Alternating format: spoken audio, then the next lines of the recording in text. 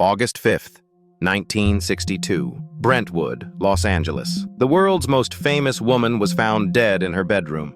She was only 36 years old. Official report: suicide. But is the truth really that simple? Today, I'm going to tell you the shocking truths about Marilyn Monroe's death. And I warn you, everything you know may be a lie. Chapter 1. From Norma Jean to Marilyn. We know her as Marilyn Monroe, but her real name was Norma Jean Mortensen. She was born in Los Angeles in 1926. Her mother was in and out of mental hospitals. Who was her father? She never found out. She grew up in foster homes, in orphanages. According to some biographies, she was sexually abused as a child. Trauma upon trauma. She got married at 16 to escape. But the real escape began behind the camera. 1946. They took her picture while she was working in a factory. That photo killed Norma Jean. Marilyn Monroe was born. Platinum blonde hair, red lips, a perfect body, Hollywood's new bombshell, but no one saw the truth. The pain behind every smile, the emptiness behind every pose. In the 1950s, she became a superstar. Gentlemen prefer blondes. Some like it hot. The 7-year itch. But Marilyn didn't want to just play the role of a sexy bimbo. She wanted to be a serious actress. She wanted respect. Hollywood used her like an object, sold her like a product, and she slowly began to fade away. Chapter 2. The Kennedy Brothers and Dangerous Liaisons. Fast forward to 1962, just months before Marilyn's death. May 1962. Madison Square Garden. Marilyn Monroe sang "Happy Birthday, Mr. President" to President John F. Kennedy. That dress, that voice, that moment. Everyone suspected they were in love, but it wasn't just JFK. His brother Robert F. Kennedy, the Attorney General, was also seeing Marilyn often. Very often. According to FBI files, Marilyn's phone was tapped. Her home was under surveillance. Why? Because Marilyn knew everything about the Kennedys. State secrets, dirty laundry, dangerous information.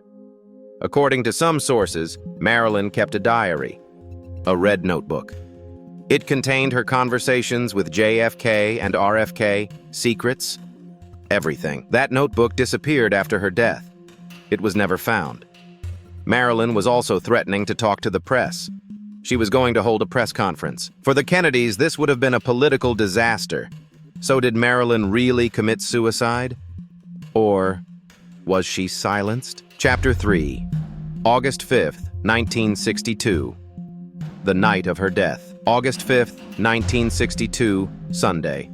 Around 7:30 p.m., Peter Lawford, JFK's brother-in-law, invited Marilyn to dinner. Marilyn declined. When they spoke on the phone, Marilyn's voice was becoming increasingly slurred. "Say goodbye to the president, and say goodbye to yourself, because you're a nice guy." These were Marilyn's last words. 3:30 a.m. The doctor was called. Marilyn was dead.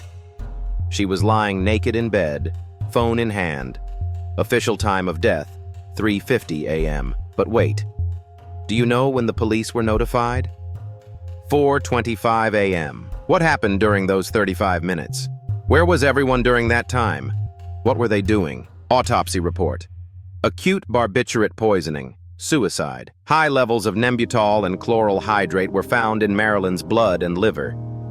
But here comes the shocking detail. There were no traces of drugs in Marilyn's stomach. None. If she swallowed 40 to 50 pills, there should be traces in her stomach, right? But there weren't. Forensic experts say this: the drugs may have been administered by another means. Injection. Or rectally. Even stranger.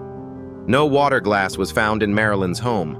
How did she swallow 40 pills? Chapter 4. Conspiracy theories and secret witnesses.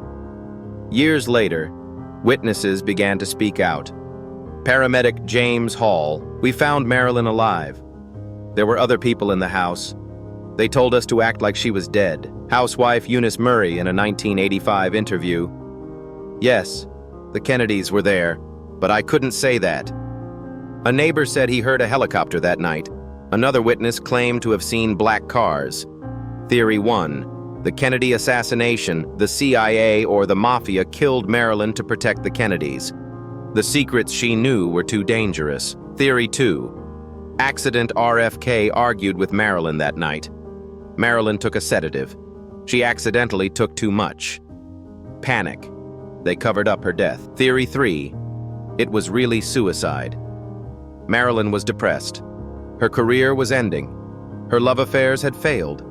She committed suicide as a last resort. But there's one more detail. The original autopsy files were lost. Marilyn's organs, her brain, stomach, blood samples were destroyed. Why were they destroying the evidence? Chapter 5. Marilyn's Legacy and the Real Tragedy. August 10th, 1962. The funeral. Joe DiMaggio, her ex-husband, sent flowers to her grave every week for 20 years. The Kennedys did not attend the funeral. Most Hollywood stars did not attend. Marilyn was as alone in death as she was in life. Today, Marilyn Monroe is an icon, a symbol, a blonde bombshell. But no one saw the real Marilyn. No one knew Norma Jean. She was just a smart woman, a talented actress, a person searching for love, but Hollywood turned her into a fantasy. The media consumed her. Men used her. And in the end, they destroyed her. Was her death a suicide? A murder? An accident? Perhaps we'll never know. But we do know this. Marilyn Monroe was one of the first victims of the dark side of fame. Hollywood is a place where they'll pay you $1,000 for a kiss and 50 cents for your soul. Marilyn Monroe said that, and she was painfully right. Today, we told her story. But this is just the beginning. Every week on Fame and Fear, we uncover the untold stories and dark secrets of celebrities. If you're ready to learn the truth, don't forget to subscribe. Turn on notifications, because next week, we'll tell you how Heath Ledger disappeared with his role as the Joker. See you in the next episode of Fame and Fear. The truth isn't always pretty, but it's always worth telling.